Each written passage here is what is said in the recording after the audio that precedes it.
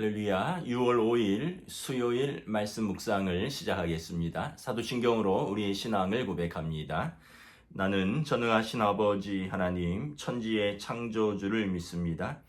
나는 그의 유일하신 아들 우리 주 예수 그리스도를 믿습니다. 그는 성령으로 잉태되어 동정녀 마리아에게서 나시고 본디오 빌라도에게 고난을 받아 십자가에 못 박혀 죽으시고 장사된 지 사흘 만에 죽은 자 가운데서 다시 살아나셨으며 하늘에 오르시어 전능하신 아버지 하나님 우편에 앉아 계시다가 거기로부터 살아있는 자와 죽은 자를 심판하러 오십니다. 나는 성령을 믿으며 거룩한 공교회와 성도의 교제와 죄를 용서받는 것과 몸의 부활과 영생을 믿습니다. 아멘. 오늘 묵상할 말씀은 시편 12편 말씀입니다. 제가 봉독하겠습니다. 시편 12편입니다. 여호와여 도우소서. 경건한 자가 끊어지며 충실한 자들이 인생 중에 없어지나이다. 그들이 이웃에게 각기 거짓을 말하며 아첨하는 입술과 두 마음으로 말하는도다.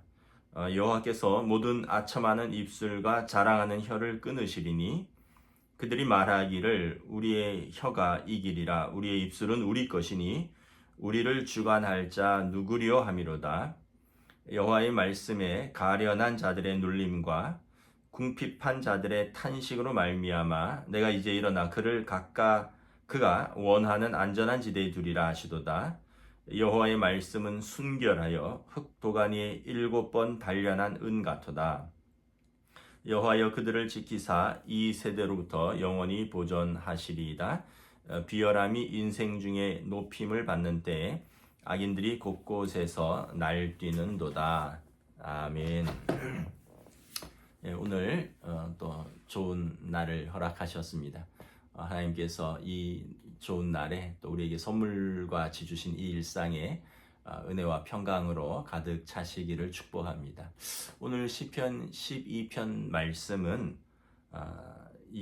아마 다윗의 시인데 이렇게 되어 있습니다. 스미닛의 이제 인도자를 따라 8번째 줄에 맞춘 노래. 이 8번째 줄은 그 당시 그 악기에서 낮은 음이라고 합니다. 그러니까 낮은 쉽게 얘기하면 시인의 슬픔과 비탄을 호소한 노래라고 볼 수가 있습니다. 우리도 노래들이 그런 노래 있잖아요. 장조가 있고 단조가 있고 또 경쾌하고 발랄한 높은 음도 있고 또 이렇게 좀 낮으면서 약간 목소리 자체 톤도 낮고 또 음조도 좀 낮아서 이렇게 좀 차분하고 좀 깔아앉는 노래들도 있고 그래서 우리가 다윗 왕이 이 시가 좀 낮은 음으로 부르는 노래 이런 뜻이란 얘기는 이제 그 내용을 보면 알겠지만 악인들의 말과 악인들의 참소가 판치는 세상 속에서 하나님께 호소하고 하나님께 소망을 두는 노래라고 볼 수가 있습니다. 1절에 보면 경건한 자, 충성된 자들이 인생 중에서 없어진다라고 한탄을 합니다. 2절에 보면 그들이 서로 이웃에게 각각 거짓을 말하고 아첨하는 입술과 두 마음으로 말한다는 거예요. 4절에 보면 그들이 말하기를 우리 혀가 이길 것이다. 우리 입술은 우리 것인데 우리를 주관할 자 누가 있겠느냐. 그러면서 그 입술로 참소하고 거짓을 말하고 두 마음을 품고 이웃을 해한다라는 것입니다. 아마 다윗이 그 골리앗을 이기고 왕의 사위가 되죠. 그리고 이스라엘의 장군으로 승승장구하다가 사울의 질투와 시기 때문에 미움을 받고 그가 이제 점점 왕의 신임을 잃어갑니다. 저작거리에서 노래가 울려 퍼리죠. 사울이 죽인 자는 천천히요 다윗이 죽인 자는 만만이로다. 다윗이 더 큰 용사라는. 아마 이 노래를 또 전한 신하들이 있겠죠. 또 이 노래 다윗을 모함하는 신하들도 있을 것입니다. 왜냐하면 갑자기 등장한 다윗 여러 가지로 뛰어났거든요. 싸움도 전쟁에도 능하죠. 또 노래도 잘하죠. 시도 잘 쓰죠. 악기도 잘 연주하죠. 그리고 누구나 부러워하는 왕의 사위로 일약발탁이 되었죠. 왕의 호위무사로 왕의 가까이서 신임을 받죠. 그러니까 그동안 여러 가지 왕의 신임을 받기 위해서 또 여러 가지 공적을 쌓아서 관직에 차곡차곡 올라가는 사람들이 아마 많이 시기했을 거라고 생각을 합니다. 그러다가 다윗이 사울왕의 시기 질투로 미움을 받으니까 잘 됐다면서 여기저기서 왕에게 달려들어서 그를 참소하고 비난하고 또 왕에게 아첨하는 말을 하고 그래서 한동안 어떻게 보면 자기 친구 있던 줄 알았던 사람이 뒤에서 보니까 자기 욕을 하는 거예요. 한동안 누구보다도 자기 편인 줄 알았던 사람이 뒤에서 보니까 완전히 다른 사람들하고 짝짝꿍해서 자기를 비난하는 말을 하고 그를 모욕하는 말을 하고 있다는 것을 다윗이 들은 것입니다. 그러니까 참 마음이 얼마나 슬펐을까요? 마음이 뭐 도망 다니면서 뭐가 잘못해서 도망 다니는 것도 억울한데 잘못이 없음에도 누명을 쓰고 도망 다니는 것도 억울한데 남아있는 많은 사람들이 자기를 음해하고 손가락질하고 모욕하고 조롱하는 그것을 보면서 다윗 왕이 참 슬픈 거죠. 그래서 하나님 경건한 자를 하나님 안전한 지대에 나를 두십시오라고 5절에 호소하는 것입니다. 오늘 4절에 보면 이런 표현이 있어요. 그들이 말하기를 우리 혀가 이기리라. 우리 입술은 우리 것이니 우리를 주관할 자 누구리요 하미로다. 아마 뭐 저도 그렇고 여러분들도 그렇고 혀를 내가 주관한다고 생각을 하는데 사실 그러다 보면 어떻게 보면 우리 육신의 육신적인 말을 많이 할 때가 있습니다. 혀를 내가 주관하면 육신적인 말을 많이 한다는 거예요. 로마서 8장에 육신의 사람과 영의 사람이 나오는데 육신의 사람은 시기, 질투, 미움, 또 뭐 배신, 모함, 음욕, 뭐 탐심, 술 취함 이런 것들과 관련되어 있거든요. 그래서 내가 주관하면 우리 육신에서 무슨 선한 것이 나오겠습니까? 이런 것들이 나오죠. 그런데 우리 혀를 성령이 주관하시게 하면 우리 입이지만 우리가 주관하는 게 아니라 우리가 자유롭게 말할 수 있으나 하나님이 기뻐하시지 않는다면 그 언어를 절제할 수도 있고 하나님 기뻐하신다면 또 우리가 그 말을 통해서 하나님을 찬양할 수도 있는 그 입술이 되는 거죠. 그래서 야고보서에 보면 한 입으로 하나님을 찬양하기도 하고 저주하기도 한다라는 거죠. 그래서 결국 우리 입은 우리 것 같지만 우리가 주관하면 육신적인 말밖에 할 수가 없다라는 것입니다. 여러분 그 언어 생활이 얼마나 중요한가 오늘 잠깐 좀 묵상을 하도록 하는데 야고보서에 보면 혀를 제어하는 사람은 많지 않다 이렇게 이야기를 합니다. 그러면서 큰 배의 키와 같아 이런 표현을 써요. 그래서 여러분 배의 키가 배의 운전대잖아요. 큰 배가 파도와 물살을 가르고 어마어마한 큰 배들이 이제 선장의 말 한마디 조그만 그 키로 움직이거든요.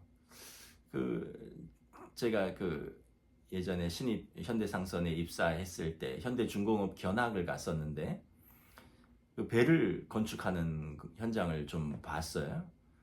여러분 자동차 강판이 얼마나 될까요? 자동차 강판은 1mm 정도밖에 안 되는 걸로 알고 있어요. 자동차 강판이 뭐 그렇게 얇아요. 그렇게 튼튼한 것 같지만 그래서 발로 참 쑥 들어가잖아요. 근데 여러분 큰 컨테이너 선, 뭐 컨테이너 막 수천 개, 수만 개를 실는 어마어마한 뭐 컨테이너 선 있잖아요. 뭐 TU라 그러는데 그 컨테이너 하나를 뭐 5,000 TU 하면은 5,000개의 컨테이너를 실는다는 거예요. 그런 배들의 밑바닥 강판 두께는 얼마나 되는 줄 아세요? 무려 50cm입니다. 그런데 그 배가 그래서 뭐 태평양도 나가고 대서양도 나가면서 버티는 거죠. 그런데 그 크고 든든한 배가 선장의 말 한마디 그리고 이 조타수의 그 키 하나에 이렇게 움직이는 것을 볼 수가 있습니다. 우리 입술이 이렇게 우리 인생이 키와 같다는 거예요. 우리의 말 한마디에 따라서 우리 인생이 이렇게 움직이는다는 거죠. 그래서 야고보서에 보면 너희 입술에 재갈을 물리라 이렇게 말을 합니다. 말을 이렇게 보면 말이 막 이제 말을 타는 분이 타고 막 달리다가 세우기도 하고 달리기도 하잖아요. 그럼 여러분 말이 왜 그렇게 열심히 달리다가 갑자기 쓸까요? 이 재갈을 물린 거를 확 당겨서 그래요. 그러니까 이 입이 아파서 그런 거예요. 재갈을 물린 게 아파서 그걸 확 당길 때 말이 멈추는 것입니다. 그래서 야고보서도는 우리 입에 재갈을 물려라. 그래서 뭐 우리가 그렇게 물리적으로 재갈을 물릴 수는 없지만 우리 그럴 때 있잖아요. 무슨 말을 하고 싶어서 입이 간질간질한데 하면 안 될 것 같기도 하고 막 그러다가 아유 그래 당신만 알아 막 이러면서 말을 딱 했는데 집에 돌아와서 막 후회할 때 있잖아요. 뭐 왜 없겠습니까? 그럴 때는 할까 말까 할 때는 우리 입에 재갈을 물려서 확 당기는 것이 좋습니다. 또 여러분 어렸을 때 낚시를 좀 했었거든요. 학교 옆에 이렇게 개천이 흐르고 은어 낚시도 하고 바닷가에 나가서 이렇게 대나무 낚싯대에 낚싯줄 걸어서 이렇게 낚시도 하고 그랬어요. 여러분 물고기 낚을 때 뭘로 낚나요? 미끼로 낚죠. 그 물고기는 뭘로 걸리나요? 입으로 걸립니다. 물론 이제 은어 같은 거를 훌친다 그래요. 막 물살을 타고 내려오는 거를 대나무 낚싯대로 확 채놓으면 이제 뭐 허리에도 걸리기도 하고 이러기도 하는데 대부분의 물고기는 입으로 낚여요. 여러분 사람도 입으로 낚입니다. 여러분 우리가 무슨 시험에 들었다, 뭐 상처를 받았다 할 때 뭐 우리가 초대교회처럼 진짜 감옥에 가고 사자굴에 들어가는 그런 시험입니까? 여러분 상처를 받았다 할 때 누가 뭐 때리고 뭐 이런 상처예요? 아니죠. 우리가 받는 시험과 상처는 다 말 때문에 받는 것입니다. 누구 때문에 누가 나한테 이런 말을 했다더라. 뭐 시부모가 뭐 며느리한테 이런 말을 했다더라. 그 며느리 뭐 상처받았다 그러고 또 뭐 친구가 나한테 이런 말을 했다더라. 그래서 그 친구한테 상처받았다 그러고 어느 집사님이 나한테 이런 말을 했다더라. 그래서 또 집사님한테 상처받았다 그러고 그럼 우리가 말하는 거는 대부분 이렇게 다른 사람이 하는 말에 상처를 받는 것입니다. 그래서 사실 말을 조금 주의하면 언어는 예수님께서 말씀하신 것처럼 우리의 그 쌓은 것에서 나오기 때문에 그 사람 말하는 걸 이렇게 들어보면 그 사람의 인격과 교양과 또 그 사람의 어떤 수준을 좀 알아볼 수 있는 척도입니다. 그래서 여러분 어떤 말을 하느냐가 참 중요합니다. 예전에 김창옥 씨가 강의를 하는데 그런 말을 하더라고요. 모국어가 중요합니다. 그래서 무슨 말인가? 모국어 다 한국 사람이 한국말을 하는데 그게 아니라 어머니의 언어가 중요하다 이런 말이. 아이들이 어렸을 때 가장 많이 듣는 사람이 말이 엄마 말이라는 거예요. 엄마가 아이들 키우면서 내내 부정적인 말하고 내내 혼내면서 키우고 뭐 조금만 잘못하면 욕하고 이러면 아이는 그 모국어를 배운다는 거예요. 그래서 어렸을 때부터 얘도 같이 부정적이 되고 얘도 같이 거친 말을 배우게 되고 얘도 같이 욕을 배우게 되고 그래서 아이가 나중에 성인이 돼서 하는 말은 모국어의 영향을 무지하게 많이 받는다는 거예요. 그래서 모국어가 중요하다. 그래서 이제 그날 강의에 나와 있는 아빠 엄마들한테 부모의 말이 중요하다 이런 이야기를 하는 것을 들었습니다. 그러면서 여러분 탈무드에 보면 어린아이를 가르치는 것은 백지에 글씨를 써놓는 것과 같고 어른을 가르치는 것은 빽빽하게 쓰여진 종이에서 여백을 찾는 것과 같아 이런 말이 있습니다. 그만큼 어른 돼서 변화하기는 어렵습니다. 어른 돼서 내 언어 생활을 고쳐야지. 이미 쌓여있는 언어 습관이 50년, 60년, 70년 됐는데 어른 돼서 고치기는 참 어렵다는 거예요. 그래서 여러분들의 자녀들, 여러분들의 손자, 손녀들에게 예쁜 말을 하셔야 돼요. 그래서 그 아이들이 좋은 말, 은혜로운 말을 듣고 그것이 반영될 수 있도록. 그 어떤 선교사님이 처음에 한국에 왔는데 그분이 이제 한국말을 배워서 전도를 나가는데 한국말을 잘 못하잖아요. 그래서 이제 그 한국말에 대한 충분한 이해가 없었대요. 그래서 어느 날 어느 집에 가서 이렇게 전도를 하는데 주인이 이제 서양 귀신이 왔다고 버럭 화를 내면서 이러더래요. 예수 믿으세요 하니까 야이 놈아 너나 믿고 잘 먹고 잘 살아라 하면서 문을 꽝 닫더래요. 그래서 선교사님이 이 주인이 지금은 거절했지만 마음밭이 나쁜 것은 아니다. 왜냐하면 나보고 잘 믿고 잘 먹고 잘 살으라고 했기 때문에 예수 믿으면 잘 먹고 잘 사는 이 사람도 알고는 있는데 지금은 믿기가 싫은가 보다. 그러면서 다음에 또 갔다는 거예요. 여러분 우리가 너나 잘 먹고 잘 살아라 이건 욕이잖아요. 근데 이제 그분이 이해를 잘 못하니까 다음에 또 간 거예요. 그랬더니 주인이 또 그러더니 아니 이 빌어먹을 자식 또 왔냐고 당장 나가라고. 그 이제 이분이 그렇구나. 내가 이 한국에 와서 먹는 것도 변변찮은데 이렇게 여기저기서 얻어서 먹고 있는데 그래 너 굶어 죽지 말고 빌어서라도 먹으라고 복을 빌어주면서 쫓아내는 걸 보니 역시 이 주인이 심성이 나쁜 사람은 아니야. 처음에는 너 잘 먹고 잘 살아라 쫓아내고 이번에는 빌어 먹을 놈하고 빌어서라도 먹고 살라고 축복하고 쫓아내고 다음에 또 갔더니 아니 이 서양 귀신 또 왔냐고. 그러면서 그 하인한테 야 소금 뿌려라 소금. 소금을 확 뿌리더래요. 그 당시는 여러분 뭐 100몇십 년 전, 200년 전에 소금이 얼마나 귀한 거예요. 소금이 돈이잖아요. 야 역시 주인이 참 사람이 좋은 사람이라고. 그렇게 미워하면 이 소금을 뿌릴 리가 없다. 소금을 주섬주섬 주워가지고 가서 팔아서 그걸로 이제 또 한 끼를 먹었다는 거예요. 나중에 갔더니 자기를 이놈 또 왔어 이러면서 야야 재수 없으니까 더 많이 뿌려라 이러는 거예요. 그래서 자기를 미워할수록 소금을 더 많이 뿌린다는 걸 알게 됐대요. 그래서 이 주인이 사람은 정말 좋은 사람이구나 이러면서 이제 계속 전도를 했는데 나중에는 주인이 이제 믿고 복음을 받아들이고 그리고 그와 그 집이 구원을 얻었다 뭐 이런 이야기를 어디서 들은 적이 있습니다. 사실은 우리 말을 잘 이해하지 못해서 그런데 여러분 어떻게 보면 우리 욕에도 사실은 어떻게 보면 그 가난 속에서 잘 먹고 잘 살라고 빌어서라도 먹으라고 죽지 말고 살라고 소금이라도 재수 없지만 소금 뿌리는데 그 소금도 이렇게 주워서 이렇게 먹으면 또 도움이 되기도 하고 우리 말 한마디가 이왕이면 은혜의 말을 하고 이왕이면 은혜되는 말을 서로 주고받아야겠죠. 그래서 언어는 영적 생활입니다. 언어는 영적 생활이에요. 그래서 우리가 하나님 앞에서 많은 말을 하십시오. 그게 기도입니다. 하나님 앞에서 많은 말을 하는 것. 사람한테 많은 말을 하면 실수가 있고요. 대부분 우리의 육신적인 말들이고요. 또 시험에 드는 말들인데 하나님 앞에서 많은 말을 하는 것이 기도입니다. 그리고 하나님의 말씀으로 나를 많이 채우는 겁니다. 하나님의 말씀으로 우리를 채우면 어떻게 됐습니까? 오늘 6절 말씀에 여호와 말씀은 순결하여 흙 도가니에 7번 단련한 은 같도다. 하나님의 말씀으로 우리를 이렇게 채우면요, 우리는 순결하게 단련되고 여러분 7번 풀무불에 7번 단련한 은은 얼마나 순전하겠습니까? 순은이 된다는 거죠. 그러한 우리의 삶. 그래서 순결하고 순전하고 단련된 삶.